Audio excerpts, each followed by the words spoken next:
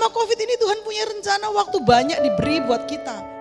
Kita harus semakin intim sama Tuhan, semakin baca firman, semakin nyembah Tuhan, semakin banyak hal yang kita selalu bertanya sama Tuhan. Tuhan, aku mengucap syukur kalau keadaan ini boleh terjadi.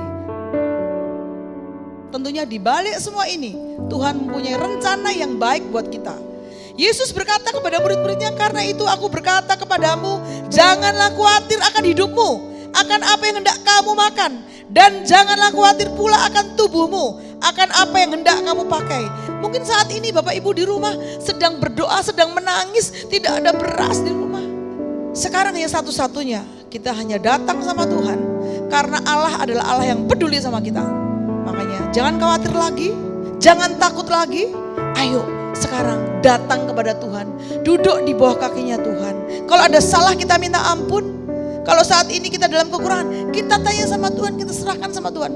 Apa nanti hikmat Tuhan, itu yang kita lakukan.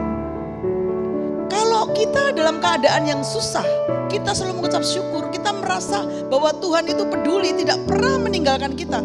Tentunya kita akan lewati dengan sukacita.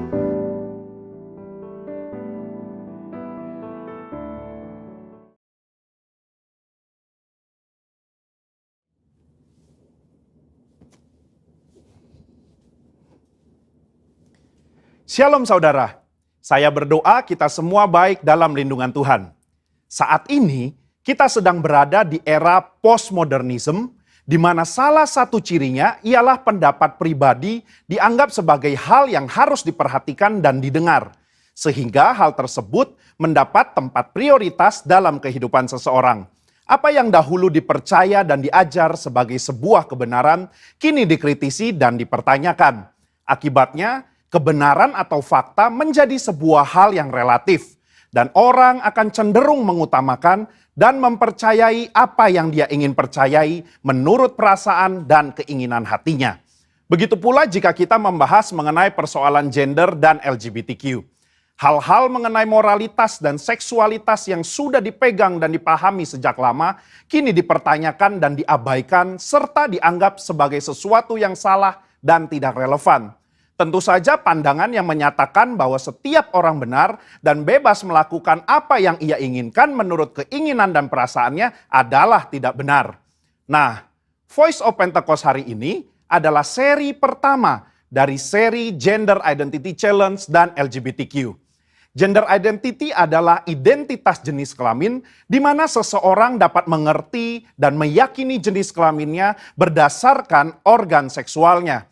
Dan menjalani kehidupannya sebagai seorang individu berdasarkan organ seksual bawaan lahir yang telah Tuhan anugerahkan. Jika sejak awal penentuan gender identity-nya sudah benar, maka jika terjadi preferensi seksual yang menyimpang seperti LGBTQ dapat ditangani.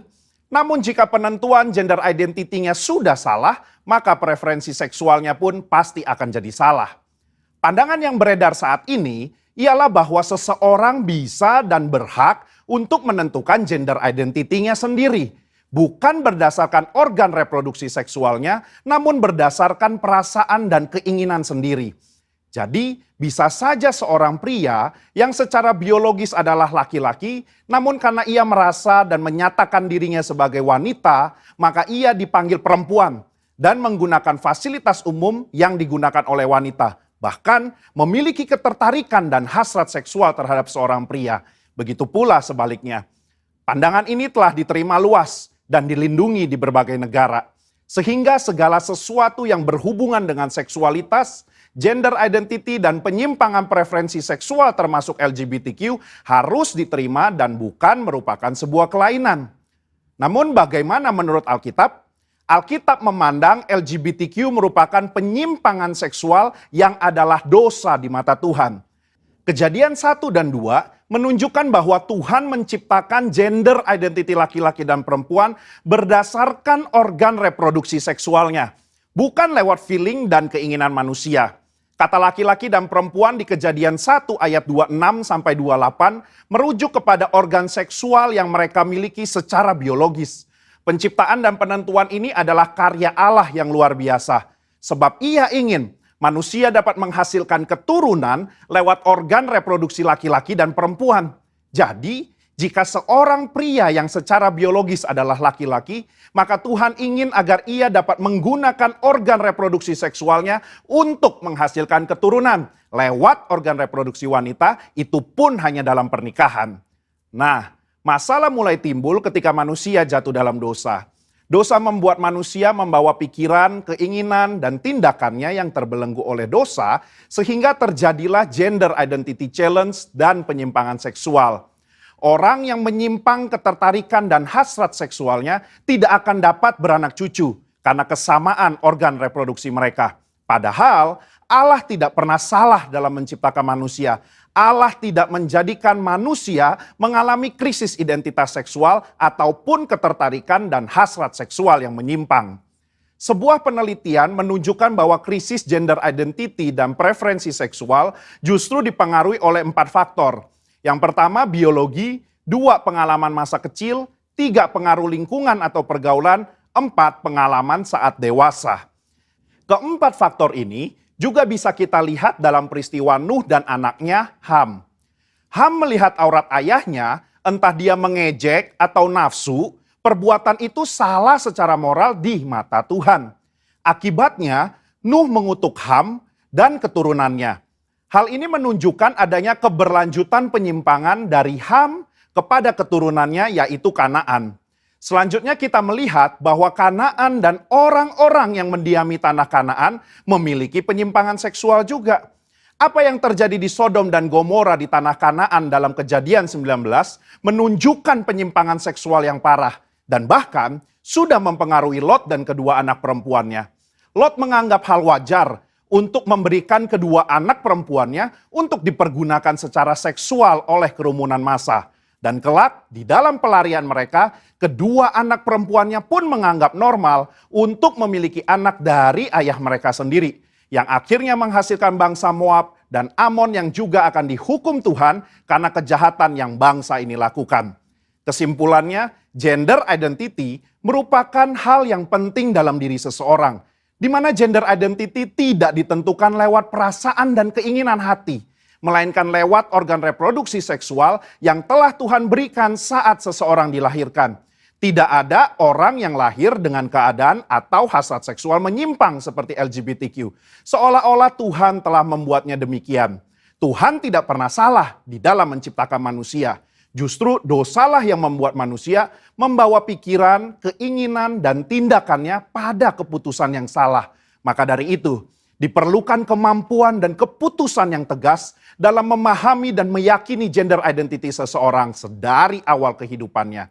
Sehingga di kemudian hari, ia tidak masuk dalam penyimpangan seksual seperti LGBTQ. Saudara, untuk penjelasan lengkapnya dari tim teologi kami, silakan klik link yang ada di atas atau scan QR Code yang tersedia. Salam integritas, Tuhan Yesus memberkati.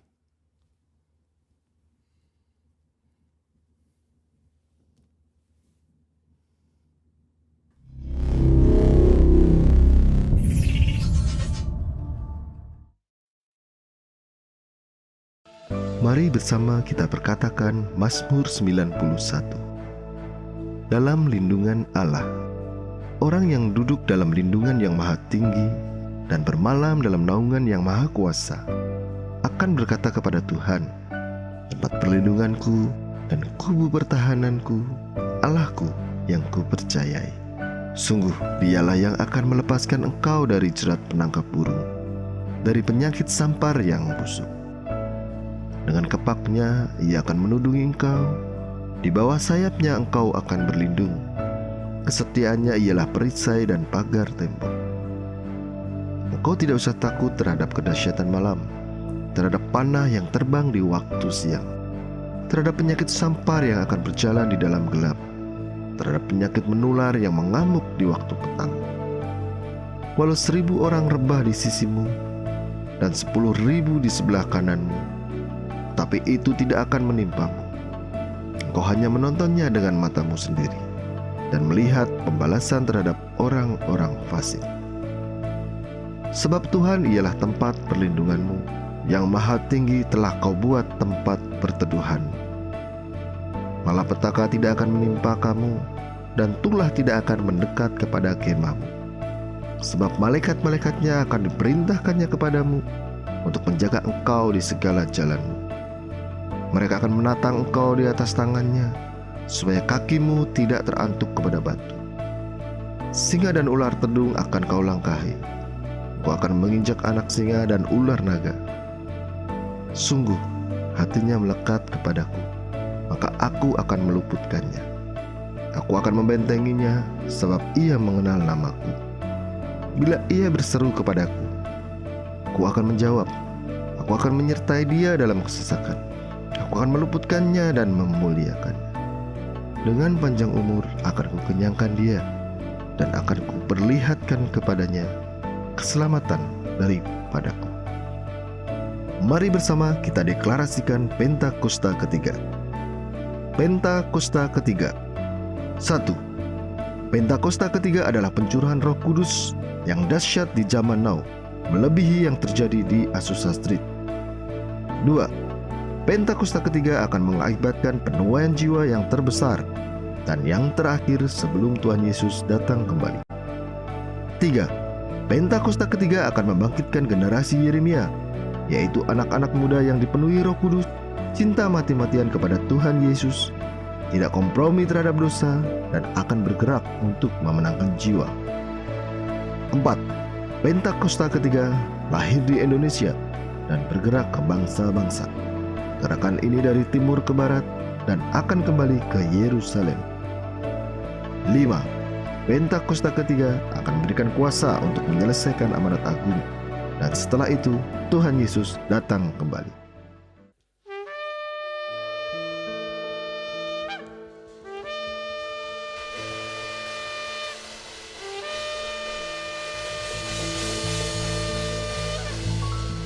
Haleluya.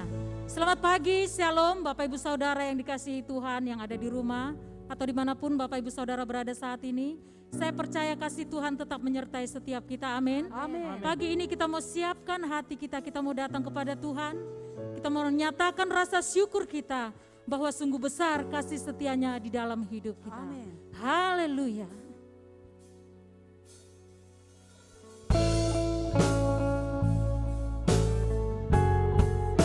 Bersyukur pada pagi hari ini Tuhan, karena kasih-Mu terus menyertai setiap kami Bapa.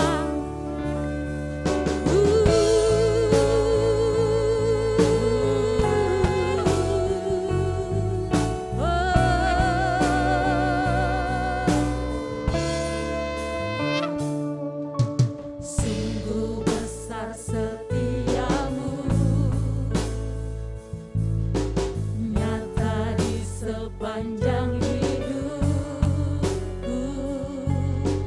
darah-Mu telah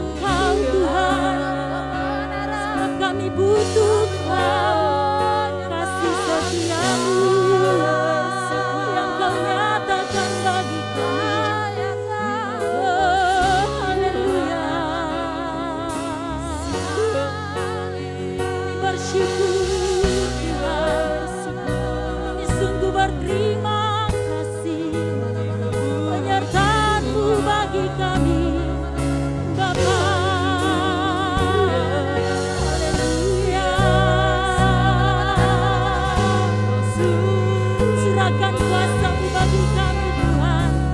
Kami butuh Engkau. Ya la la la la la la la.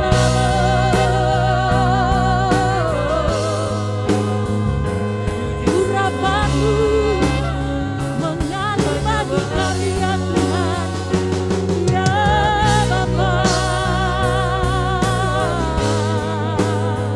Kami rasakan kasih setia-Mu di dalam hidup kami. Terima kasih Yesus, terima kasih ya Bapa.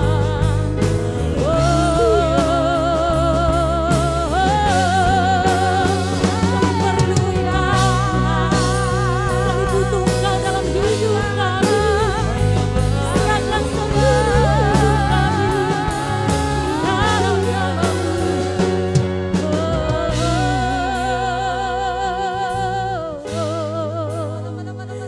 Perlukan Engkau Tuhan.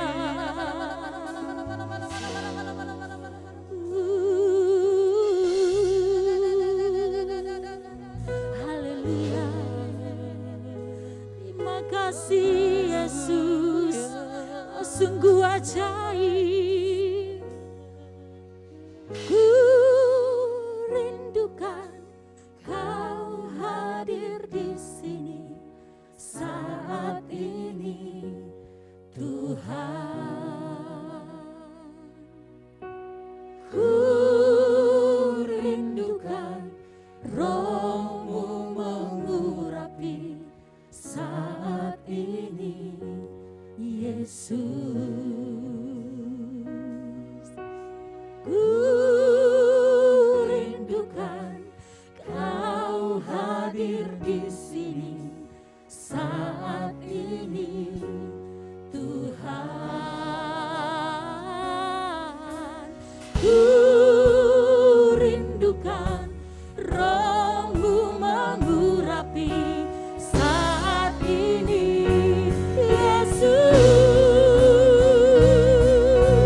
Mari sama-sama nyatakan. Ku rindukan Kau hadir di sini saat ini, Tuhan. Ku rindukan Roh-Mu mengurapi saat ini, Yesus. Saat ini, Yesus. Saat ini, Yesus. Haleluya. Beribadah Tuhan. Yes, kita siap bersukacita, amin. Mari siapkan hati, kita percaya Tuhan kita ajaib. Haleluya.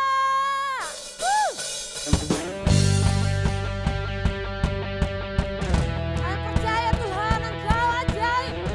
Engkau Allah yang sungguh baik di dalam hidup kami. Thank you Lord.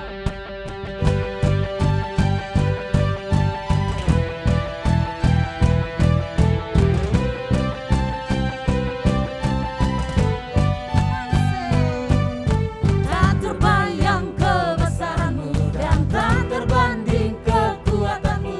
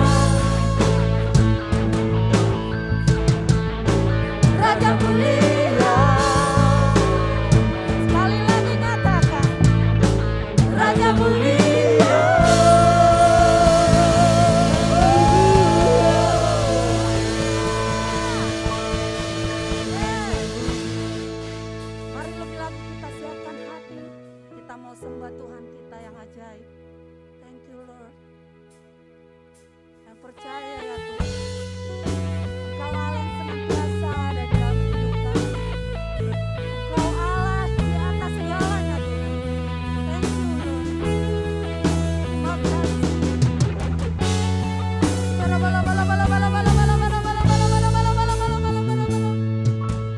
Alam semesta melukiskan kebesaran Tuhan, bumi dan surga menyanyikan kemuliaan namamu. Hosana, Hosana. Layak dipuji, disembah, Kaulah yang bertahta dulu, sekarang, dan selamanya. Raja atas segala raja, namamu besar termulia. Haleluya Tuhan, Kau Raja.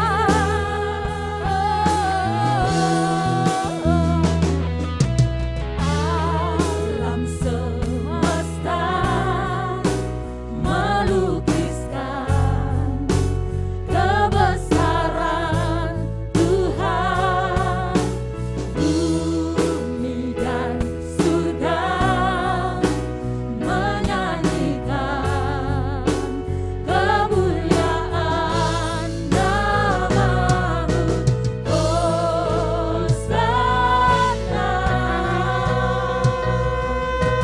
Hosana.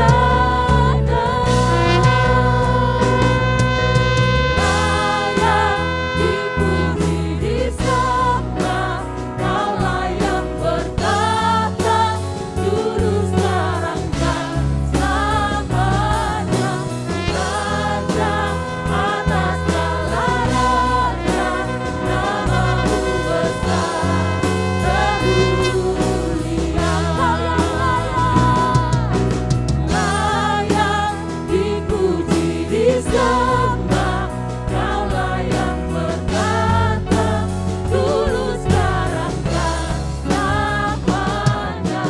Raja atas segala raja, namamu besar termulia. Layak dipuji, disembah, Kaulah yang bertahta dulu, sekarang, dan selamanya. Raja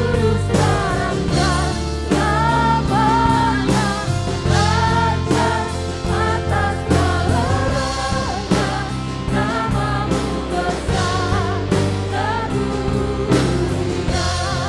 Layak dipuji, dipuji, disembah, Kaulah yang bertahta dulu, sekarang, dan selamanya. Atas segala raja, namamu besar termulia. Namamu besar termulia, namamu besar termulia. Berikan tepuk tangan yang meriah untuk Tuhan. Mari kita sembah Dia. Seluruh jemaat GBI Rahmani dimanapun engkau berada, ikut menyembah Tuhan. Angkat suaramu, angkat tanganmu, mari sembah Dia. Hanya Dia yang layak disembah. Ya Ralamu,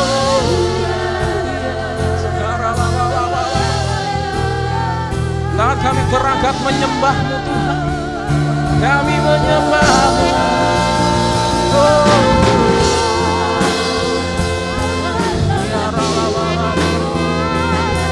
Kau yang layak disembah, Kau yang layak dipuji.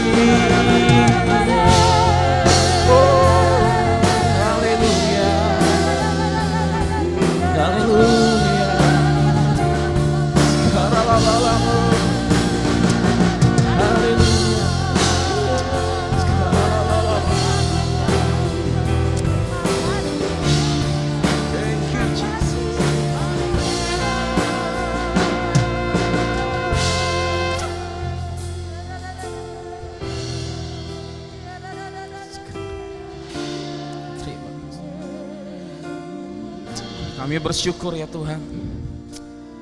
Terlepas dari kondisi yang sedang kami alami hari-hari ini, kami dipertemukan secara online, sekalipun kami tidak berkumpul secara fisik, tetapi hati kami dipersatukan bersama Engkau ya Tuhan. Dan sekarang biarlah setiap pujian penyembahan yang kami naikkan ini menjadi dupa yang harum dan berkenan di hadapan-Mu. Bersama seluruh jemaat GBI Rahmani dimanapun mereka berada, mereka juga ikut menyembah Tuhan. Biarlah hadirat Tuhan juga boleh turun bagi setiap mereka yang sedang menyaksikan ibadah online ini ya Tuhan.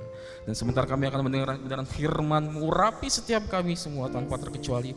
Kami percaya firman-Mu adalah pewahyuan yang baru bagi setiap kami, sehingga kami boleh dipulihkan, disembuhkan, bahkan kami diberkati dan kami menjadi terang dan menjadi garam dimanapun kami berada. Terpujilah nama-Mu kekal sampai selama-lamanya. Kami siapkan hati kami untuk menerima berkat firman Tuhan, yang siap menerima berkat firman Tuhan dimanapun saudara-saudara, mari sama-sama katakan amin. Berikan tepuk tangan dulu untuk Tuhan kita.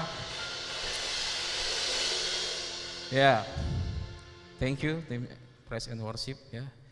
Shalom saudara yang dikasihi Tuhan, seluruh jemaat GBI Rahmani dimanapun saudara berada ya. Kita tahu sekarang masa-masa sedang meningkat, COVID-19 sedang melonjak tinggi, sehingga kita sedang melakukan amanah dari presiden kita ya dalam PPKM ya.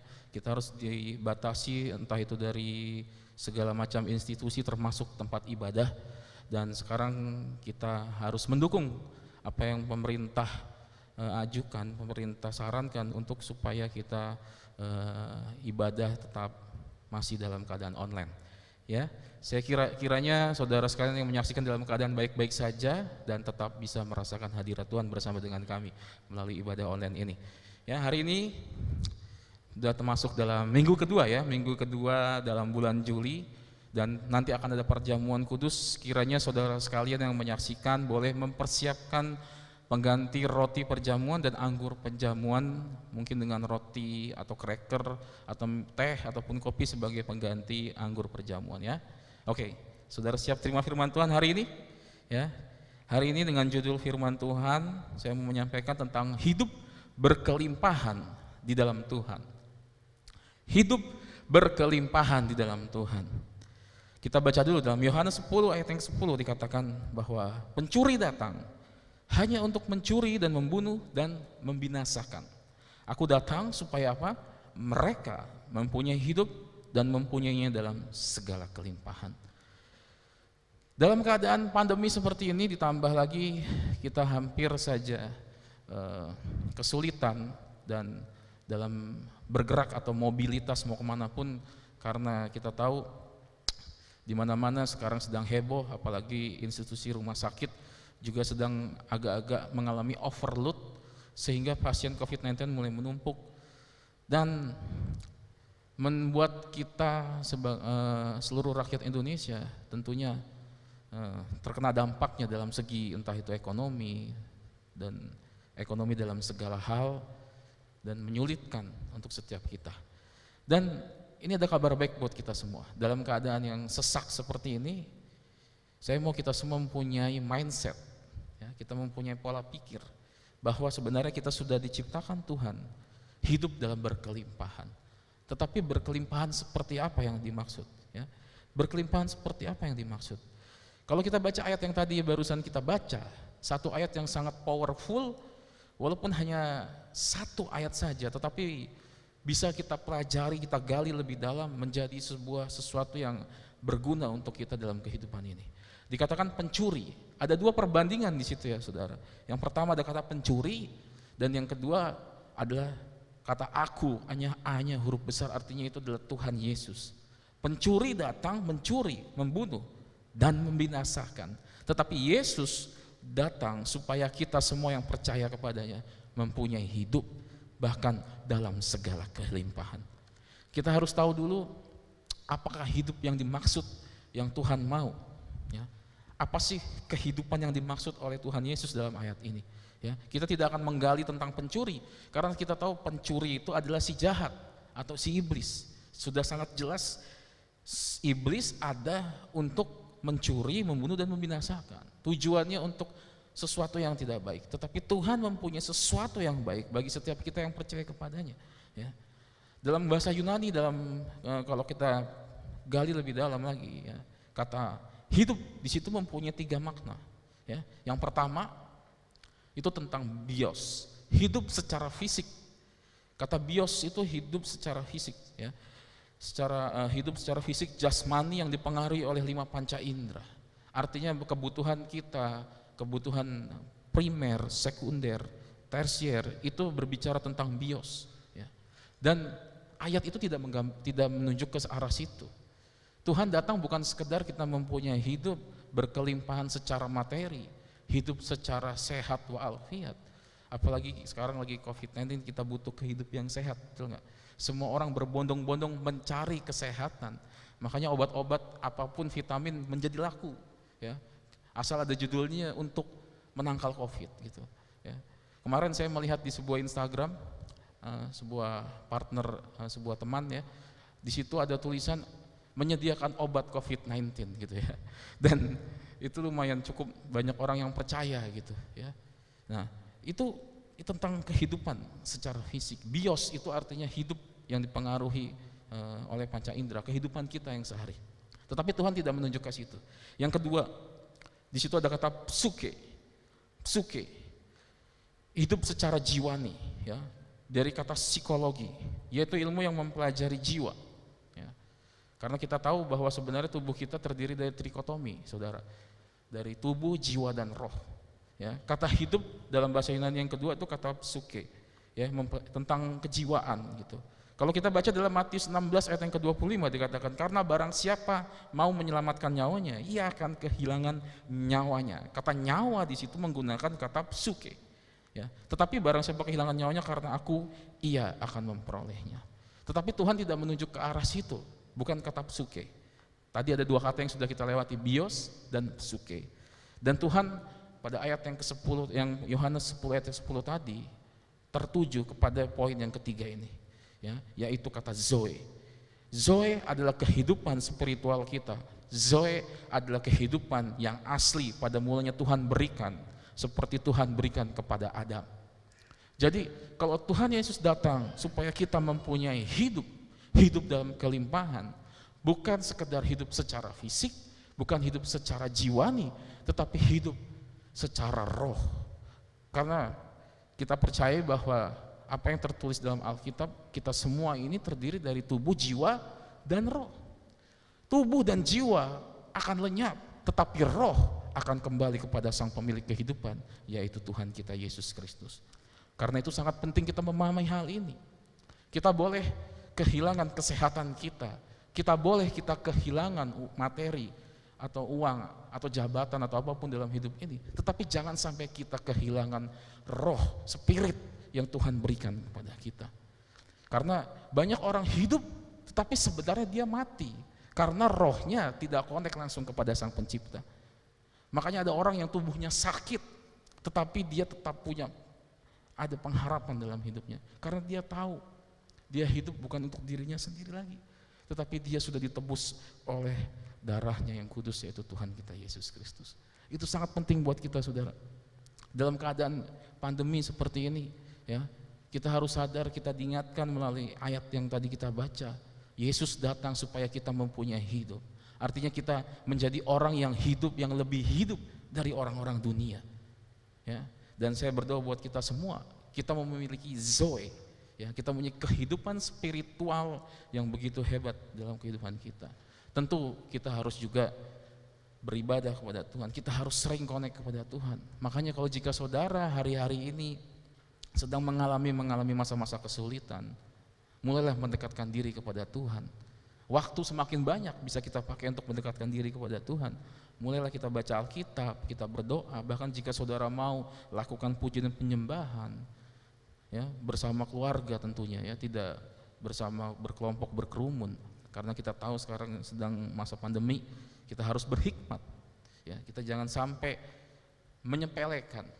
Karena kalau kita tertular, yang rugi bukan kita doang, tetapi orang-orang di sekitar kita, ya. Orang-orang di sekitar kita juga jadi ikut rugi. Jadi saya berharap saudara memahami hal ini, ya, karena Tuhan sudah memberikan kehidupan spiritual dalam hidup kita. Untuk itu ada beberapa ciri Bagaimana sih orang-orang yang menerima penggenapan Tuhan melalui ayat ini, supaya kita bisa terima bahwa kita ini adalah anak-anak Tuhan yang diberikan kehidupan bahkan dalam kelimpahan. Oke, jadi kita harus bisa memahami apa yang Tuhan mau dalam hidup kita. Untuk itu ada 3 ciri hal hidup berkelimpahan di dalam hidup kita. Yang pertama, ya, kehidupan Zoe. 3 ciri yang pertama, kita akan mempunyai visi, ya. Mereka akan selalu melihat ke depan. Mereka selalu mempunyai visi di dalam hidup mereka. Orang yang menerima kelimpahan di dalam kehidupannya, orang yang sudah menerima Yesus sebagai Tuhan dan Juru Selamat, yang menerima kehidupan, hidup yang kekal di dalam kelimpahan, akan menjadi orang yang selalu melihat ke depan. Berapa banyak dari kita selalu menyalahkan masa-masa yang sudah kita lewati. Coba saya tidak ambil keputusan di masa-masa itu, harusnya saya tidak sampai ada di tahap ini. Kalau saya tidak pilih itu di masa lalu saya, pasti saya tidak akan jadi begini. Gitu. Saya mau kasih tahu buat kita semua manusia yang tidak sempurna, kita semua manusia yang tidak bisa meramalkan masa depan, betul nggak? Sehebat apapun orang bisa memprediksi masa depan, ya, belum tentu 100% akurat benar, betul nggak sih? Untuk itu kita harus mengerti bagaimana caranya kita melihat ke depan. Kalau kita melihat ke depan dalam masa-masa pandemi ini, banyak orang memprediksikan pandemi COVID-19 ini sulit untuk recovery dalam waktu 1 tahun, ya. Dan banyak orang yang bilang mungkin cukup, bahkan peneliti-peneliti ya mengatakan membutuhkan waktu 5 tahun lebih untuk bisa kembali normal seperti masa sebelum pandemi gitu. Tetapi saya mau kasih tahu buat kita semua, kita tidak perlu berpikir bagaimana ya nanti, bagaimana ya. Kita tidak perlu panik seharusnya. Kalau kita sudah diberikan janji Tuhan, kita diberikan hidup yang kekal, bahkan hidup dalam segala kelimpahan, kita harus percaya apa saja yang Tuhan rencanakan di masa depan kita. Jadi ini berbicara tentang berserah kepada Tuhan. Jadi kalau saudara ditanya apa visi saudara, apa yang visi saudara punya dalam kekristenan, yaitu kita punya visi, kita percaya di depan sana Tuhan sudah persiapkan yang terbaik buat kita semua, meskipun kondisi hari-hari ini belum kondusif, ya. Makanya Yeremia 29 ayat yang ke-11, ayat yang sangat begitu terkenal, katakan, sebab aku ini apa? Mengetahui rancangan-rancangan apa yang ada padaku mengenai kamu. Demikianlah firman Tuhan, yaitu apa saudara? Rancangan damai sejahtera, dan bukan apa? Rancangan kecelakaan, untuk memberikan kepadamu hari apa? Yang depan yang penuh harapan. Banyak dari kita mungkin hari ini kita sedang dalam keadaan yang tidak baik. Kita mungkin sedang mengalami kerugian, kita sedang mengalami kebangkrutan, kita kehilangan pekerjaan kita kehilangan orang-orang yang kita cintai, mungkin karena COVID-19. Ya, mungkin ada beberapa orang juga ya kehilangan tempat tinggal, ya. Begitu banyak kita kehilangan di masa-masa pandemi ini, ya. Bahkan ada juga yang kehilangan imannya, ya. Tetapi saya mau kasih tahu, jika kita tetap berpegang teguh kepada Tuhan, kita aminkan apa yang Tuhan janjikan dalam hidup kita, ya. Kita percaya kita mempunyai vision ke depan sana. Kalau kita percaya kepada Tuhan, semuanya akan selalu mendatangkan kebaikan. Makanya jangan fokus kepada sesuatu yang negatif, fokuslah kepada sesuatu yang positif. Karena Tuhan sudah bilang apa? Memberikan kepadamu hari yang depan penuh dengan harapan. Ya, saya berdoa buat saudara sekalian yang menyaksikan ibadah secara online ini, kiranya kita mempunyai visi yang jelas di depan sana. Kita percaya Tuhan akan menolong setiap kita. Ya. Yang kedua, bagaimana ciri orang yang hidup berkelimpahan di dalam Tuhan? Dialah adalah pribadi orang yang mempunyai semangat atau gairah, passion ya bahasa Inggrisnya. Passion itu bukan sekedar hobi, saudara. Passion itu lebih dari sekedar hobi. Banyak orang memikir passion itu kesukaannya dia gitu. Passion itu adalah sesuatu yang dia suka gitu. Bukan. Passion itu adalah, menurut saya, berbicara juga tentang komitmen. Passion itu adalah sesuatu yang dikerjakan, ya, yang dilakukan dengan sepenuh hati, all out, totalitas, itu namanya passion, ya. Itu namanya passion. Dan kalau kita tidak punya passion dalam kehidupan ini, itu akan menjadi bahaya buat kita semua. Jangan bilang kita katanya menerima kelimpahan yang Tuhan beri, tetapi kita tidak punya passion dalam kehidupan kita. Saya berdoa buat kita semua, kita harus punya passion, ya. Ada sebuah contoh yang menarik, ya. Beberapa bulan atau beberapa minggu kemarin kita tahu McDonald mengeluarkan produk paket makanan bekerjasama berkolaborasi dengan artis Korea namanya BTS. Betul kan saudara? Kalau saudara lihat ketika produk itu keluar, ada namanya BTS Army gitu ya, orang-orang penggemar boyband atau apalah itu ya BTS itu. Nah, sampai dibeli, ada yang mau beli packagingnya itu ya, tempat makannya yang tulisan BTS itu beratus-ratus ribu gitu. Saya melihat ini orang kayaknya ekstrim banget gitu nih, BTS Army. Tetapi ada satu positif yang kita bisa lihat, itulah yang namanya passion. Itu yang namanya passion. Saking dia cintanya dengan BTS, ya, sampai mau koleksi gambar-gambar itunya, sampai dijual, orang jual 700 ribu aja dibeli itu. Sampai kalau kita juga sempat mau coba beli kan, ternyata sudah kehabisan gitu, karena sudah diborong semua seluruh Indonesia sama BTS Army. Itu jadi heboh dan viral. Nah, itulah namanya passion. Bagaimana dengan saudara dan saya? Apa yang saudara passionkan dalam hidup kita? Kalau bagi saya, passion kita, ya, objek dari passion kita itu bukan tentang pekerjaan kita, bukan tentang sesuatu yang kita suka, tetapi objek kita harusnya adalah Sang Pencipta kita. Passion kita terhadap Tuhan kita, kecintaan kita terhadap Tuhan. Jika saudara cinta Tuhan, saudara pasti akan melakukan kebenaran firman Tuhan di dalam kehidupan saudara, ya. Semua orang pasti punya passion, ya, entah itu dalam pekerjaannya ada passion, dalam pelayanannya dia passion, ada passion, ya. Saya drummer kita ya sekarang ini, ya, namanya Bintang, karena dalam masa Covid ini kita tidak bisa mengundang dari luar gereja. Saya bertanya, kenapa kamu main drum, Bintang? Karena itu passion saya gitu. Dari mana kamu tahu itu passion gitu? Ya, dari mana kamu tahu itu passion? Passion itu bukan sekedar yang hanya kita suka.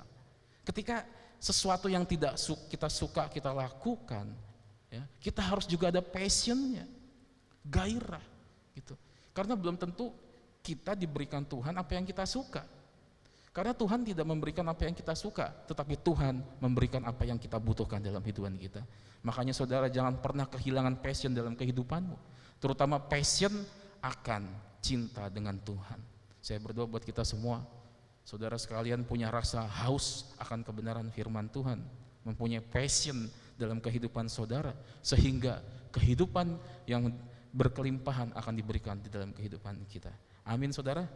Ya, yang terakhir bahwa ciri orang yang benar-benar hidup berkelimpahan di dalam Tuhan, dia mempunyai pengharapan di dalam kehidupannya. Setiap orang di muka bumi ini selalu punya harapan, betul nggak? Orang yang tadinya nggak punya uang, punya harapan pengen punya uang. Orang yang tadinya punya pekerjaan, mungkin dia bekerja, ya, dari bawah, pengen punya harapan untuk naik level yang lebih selanjutnya, ya nggak? Orang yang mungkin pertama belum punya pasangan, punya harapan punya pasangan. Orang yang sudah berpasangan, ketika dia sudah berpasangan, ya sudah punya pasangan, mempunyai pengharapan untuk masuk dalam jenjang pernikahan. Orang yang sudah menikah tentunya punya pengharapan ingin mempunyai keturunan, betul nggak? Dan ketika sudah punya keturunan, semua orang berpengharapan keturunannya nanti bisa jadi orang gitu. Walaupun sebenarnya itu udah jadi orang, ya, jadi orang sukses, orang hebat. Semua orang punya pengharapan yang begitu baik dalam kehidupannya. Enggak ada pengharapan yang buruk-buruk dalam kehidupannya. Tetapi pertanyaannya, apakah semua pengharapan yang kita harapkan itu akan terjadi dalam kehidupan kita? Apakah itu akan terjadi dalam kehidupan kita? Tentu tidak. Dan ketika pengharapan itu tidak terjadi, kita menjadi kecewa, betul nggak? Dan ketika kita kecewa, kita mulai berantakan, kita mulai menyalahkan, dan akhirnya ya kita hanya di dalam roda seperti itu saja, masuk dalam roda-roda yang sepertinya tidak bermakna dalam kehidupan. Tetapi hari ini saya mau kasih tahu buat kita semua, pengharapan yang dimaksud di sini adalah pengharapan di dalam Tuhan. Kalau kita baca dalam Roma 5 ayat yang keempat sampai kelima dikatakan, dan ketekunan menimbulkan tahan uji, dan tahan uji menimbulkan apa saudara? Pengharapan. Lalu ayat yang kelima, dan pengharapan tidak apa? Mengecewakan. Karena kasih Allah telah dicurahkan di dalam hati kita oleh Roh Kudus yang telah dikaruniakan kepada kita. Tahu gak sih saudara maksudnya apa ini? Artinya apa? Pengharapan di dalam Tuhan itu tidak pernah mengecewakan. Pengharapan di dalam Tuhan itu adalah ya dan amin. Dan saya mau kasih tahu, dan pengharapan di dalam Tuhan bukan sesuai dengan apa yang kita harapkan. Karena Tuhan mau mengharapkan kita mendapatkan yang terbaik dari yang terbaik dari apa yang kita pilih dalam kehidupan kita. Jadi ada baiknya kalau kita berharap sesuatu, kita tanyakan dulu apakah ini sesuai dengan kehendak Tuhan apa tidak. Betul nggak?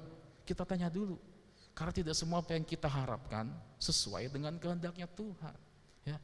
Tetapi percayalah, jika kita mengharapkan sesuatu dan apa yang kita harapkan itu seturut dengan kehendaknya Tuhan, itu pasti akan terjadi dalam kehidupan saudara dan saya yakin. Dan pengharapan pribadi saya tidak terlalu banyak berharap untuk menjadi orang yang sukses, orang yang hebat, orang yang bisa jadi ya mungkin dibilang hebat, tetapi pengharapan saya cuma satu, supaya saya bisa melewati apa yang terjadi di dalam muka bumi ini, semuanya ini sesuai dengan kehendak Tuhan. Dan ketika saya check out dari dunia, ya, saya tidak hanya sekedar meninggalkan buat orang-orang terdekat saya, tapi meninggalkan buat orang-orang ya yang percaya Tuhan. Artinya apa? Kita harus menjadi influence bagi orang-orang di sekitar kita. Kita menjadi dampak bagi orang-orang di sekitar kita. Itulah pengharapan. Ya. Saya yakin Tuhan juga disenangkan jika kita punya pengharapan yang seturut dengan kehendaknya Tuhan. Ya. Ada sebuah kisah sebagai penutup ya. Peter Wilson adalah seorang pendeta di Amerika Serikat. Sangat sukses pelayanannya. Jika diukur menurut pandangan dunia, dia mendirikan gereja namanya Cross Point pada tahun 2002. Hingga berkembang menjadi 6 cabang dengan 7.500 jemaat. Bayangkan, pelayanan gerejanya sangat luas, mulai dari penginjilan, dari narapidana, pengentasan kemiskinan, mendirikan sekolah di India, bahkan menerbitkan buku yang menjadi bestseller. Tetapi ada berita yang mengejutkan. Pada tahun 2016, tiba-tiba Pete Wilson mengumumkan pengunduran dirinya dari kependetaannya. Saya nggak tahu, karena dia katanya mengalami burnout, stres berat akibat dari ritme pelayanannya yang sangat padat. Bayangkan, tadi yang dia punya pengharapan, mungkin dia punya pengharapan punya jemaat yang banyak, gereja yang besar gitu. Tetapi ketika sudah sampai titik itu, malah dia tidak bersyukur dan dia merasa stres dan akhirnya dia meninggalkan itu semua. Bayangkan, ketika dia melakukan pencapaian dari bertahun-tahun dan ketika sudah sampai di puncak, dia malah jatuh. Itu adalah sesuatu hal yang mengerikan. Bagaimana dengan saudara dan saya? Ya, saya berharap kita semua harus punya mentalitas hidup yang berkelimpahan di dalam Tuhan. Kalau kita mempunyai hidup berkelimpahan di dalam Tuhan, artinya apa? Kita berkelimpahan dengan sukacita, kita berkelimpahan dengan pengharapan, kita berkelimpahan dengan rasa syukur. Jadi jangan lihat kanan kiri, jangan iri dengan berkat orang-orang di sekitar kita. Ya. Orang yang hidupnya berkelimpahan di dalam Tuhan, dia akan selalu mengucap syukur kepada Tuhan. Ya. Dan ketika dia sudah nanti diangkat Tuhan naik ke atas, saya yakin angin itu pasti kencang gitu ya saudara. Tetapi kalau kita ingat kembali apa yang saya sampaikan hari ini, ya, itu membantu kita supaya kita tidak terjatuh dan kita tidak mengecewakan Tuhan. Ya. Dan biarlah kita semua menjadi pribadi yang hidup berkelimpahan di dalam Tuhan. Ya.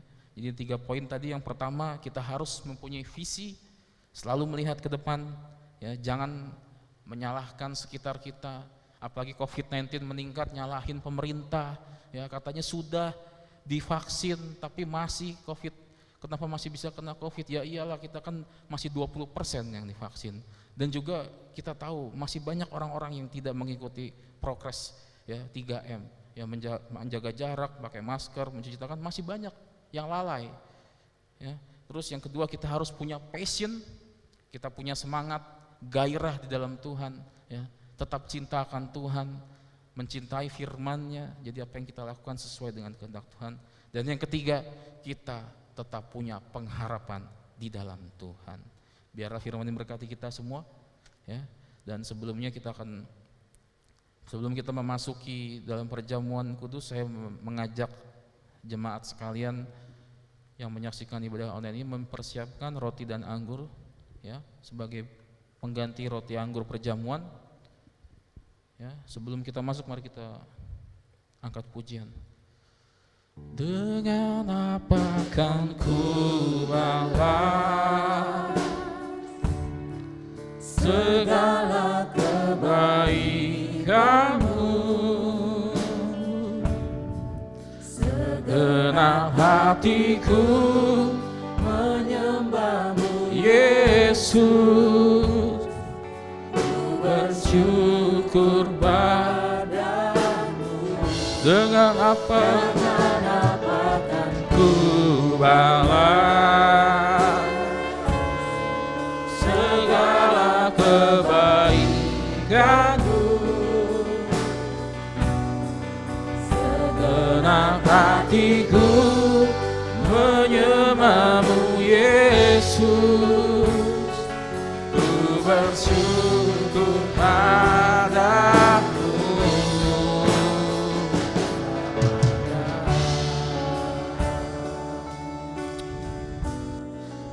Bapak Surgawi, kami mengucap syukur kami boleh mendengarkan firman-Mu. Kami diajar supaya kami bisa hidup dalam kelimpahan. Hidup dalam kelimpahan bukan hanya sekadar kelimpahan secara materi saja, tetapi kami diingatkan bahwa kami mau hidup kelimpahan sesuai apa yang Tuhan maksud. Yaitu kami menjadi pribadi yang mempunyai kehidupan yang sungguh-sungguh yang datang daripadamu.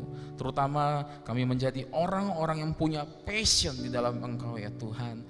Kami menjadi orang-orang yang selalu cinta akan Tuhan. Kami selalu bersyukur kepada Tuhan dalam setiap segala kondisi. Ajar kami Bapa, meskipun sekalipun kami suka melakukan kesalahan, mungkin kami sering melakukan hal-hal yang tidak Engkau sukai, tetapi hari ini kami mau sungguh-sungguh bertobat di hadapan-Mu. Bersama seluruh jemaat GBI Rahmani sedang menyaksikan ibadah online ini, kami akan memasuki dalam perjamuan kudus. Kiranya Engkau layakkan, kuduskanlah kami ya Tuhan. Ampuni setiap kesalahan kami. Biarlah kami bisa menerima perjamuan ini dengan sikap yang benar, dengan keadaan yang benar, sikap hati yang benar, sehingga nama Tuhan semakin dipermuliakan. Terima kasih Bapak. Dan sebelum kami masuki perjamuan ini, kami siapkan hati kami hanya dalam nama Tuhan Yesus Kristus. Haleluya. Sama-sama katakan amin. Dengan apa kan ku balas segala kebaikanmu, segenap hatiku menyembahmu Yesus, ku bersyukur padamu. Segenap hatiku menyembahmu Yesus, ku bersyukur pada segenap hatiku menyembahmu Yesus, ku bersyukur padamu selamanya. Mari kita angkat roti di tangan kanan kita tinggi-tinggi dan dengarkanlah firman Tuhan. Sebab apa yang telah kuteruskan kepadamu telah aku terima dari Tuhan, yaitu bahwa Tuhan Yesus pada waktu malam ia diserahkan mengambil roti, dan sesudah itu ia mengucap syukur atasnya, ia memecah-mecahkannya dan berkata, inilah tubuhku yang diserahkan bagi kamu, perbuatlah ini menjadi peringatan akan aku. Apakah saudara percaya bahwa roti yang kita pegang adalah tubuh Kristus? Mari kita makan di dalam nama Tuhan Yesus Kristus.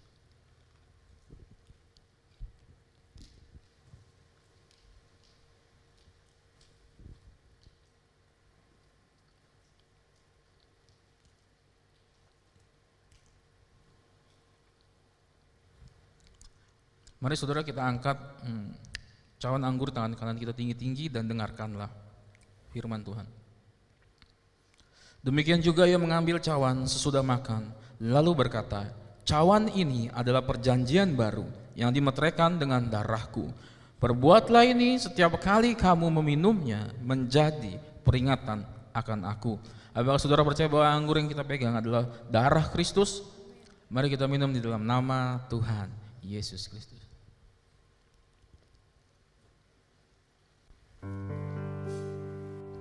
Mari kita mengucap syukur. Mari seluruh jemaat GBI Rahmani yang sedang mengikuti perjamuan kudus, angkat suaramu, ucapkan terima kasih. Terima kasih Yesus Tuhan. Kami mengucap syukur. Darah-Mu bercurah bagi kami. Terima kasih.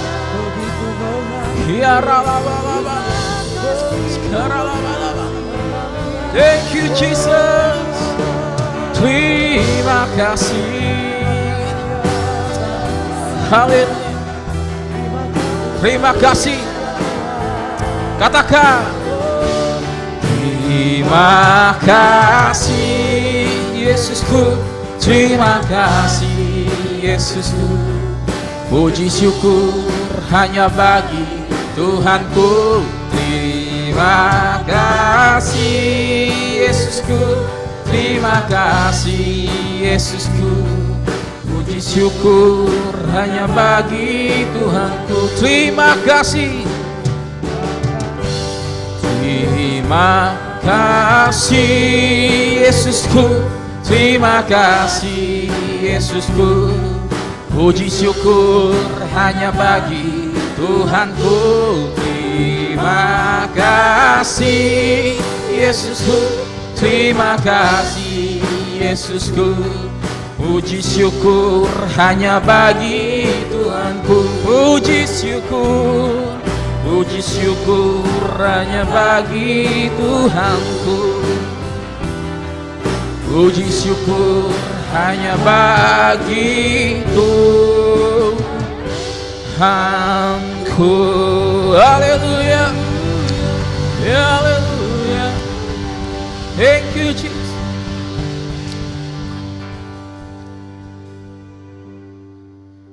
Inilah ibadah kami ya Tuhan. Kami bersyukur atas perjamuan kudus ini Engkau sudah curahkan untuk tubuh dan darah-Mu bagi setiap kami. Semuanya ini mengingatkan akan kebaikan-Mu ya Tuhan. Ajar setiap kami supaya kami bisa menjadi anak-anak-Mu yang selalu taat dan setia. Ampuni setiap kesalahan kami ya Bapa. Kami tahu kami manusia yang sering jatuh dalam kesalahan, tetapi kami akan terus belajar. Tegurlah kami ya Tuhan jika kami perlu ditegur. Ajar kami Tuhan, supaya kami bisa menjadi pribadi yang lebih baik-baik. Terima kasih ya Tuhan. Dan sebentar kami akan mengakhiri ibadah ini, tangan hamba-Mu terangkat. Berdoa untuk seluruh jemaat GBI Rahmani yang sedang menyaksikan ibadah online ini. Kiranya mereka yang sedang membutuhkan pertolongan dari Tuhan, mereka mungkin sedang mengalami kekurangan, mungkin secara finansial, Tuhan cukupkan ya Tuhan. Kami percaya di dalam nama Tuhan Yesus, Tuhan akan selalu mencukupkan apa yang kami butuhkan.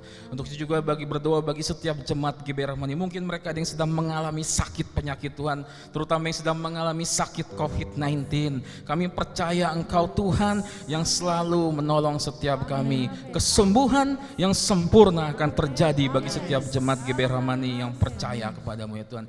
Kami juga berdoa mungkin setiap orang-orang yang sedang mengalami kedukaan ya Tuhan. Mereka ada yang ditinggalkan oleh keluarganya ataupun temannya. Kami percaya Tuhan berikan kekuatan dan penghiburan yang sejati sehingga mereka boleh melewati masa-masa yang sulit ini ya Tuhan. Kami percaya Tuhan akan selalu memberikan kelegaan bagi setiap orang yang percaya. Terpujilah nama-Mu ya Tuhan. Bagi juga berdoa untuk setiap anak-anak muda yang sedang mengalami krisis, entah itu dalam pekerjaan, dalam bisnis mereka. Kiranya Tuhan berikan mereka hikmat ya Tuhan, berikan mereka kepandaian supaya mereka bisa melewati masa-masa ini sehingga mereka boleh mendapatkan pekerjaan yang layak, bahkan bisnisnya juga boleh dibuat berhasil. Di dalam nama Tuhan Yesus, biarlah setiap segala sesuatu yang kami lakukan dan kami kerjakan semuanya seturut dan sesuai dengan kehendak-Nya Tuhan. Biar nama Tuhan semakin dipermuliakan dalam setiap kehidupan kami. Dan sebentar sebelum kami mengakhiri ibadah ini, kami siapkan hati untuk menerima berkat Tuhan. kiranya Engkau memberkati aku berlimpah-limpah dan memperluas daerahku, dan kiranya tanganmu menyertai aku dan melindungi aku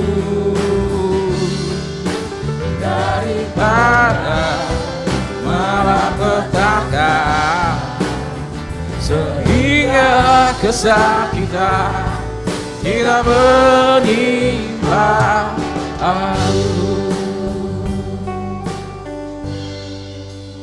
Mari seluruh jemaat GBI Ramani yang ada dimanapun saudara berada, angkat kedua tanganmu dan siapkan hati menerima berkat Tuhan. Terimalah berkat kasih karunia dari Allah Bapa di sorga yang berlimpah-limpah, serta cinta kasih dengan Tuhan Yesus Kristus dan persekutuan yang manis dengan Roh Kudus menyertai kita semua mulai hari ini sampai Maranatha Tuhan Yesus datang menjemput kita semua di awan yang permai. Yang sudah diberkati Tuhan, mari sama-sama katakan amin. Happy Sunday, Tuhan Yesus memberkati di ibadah online selanjutnya. God bless you.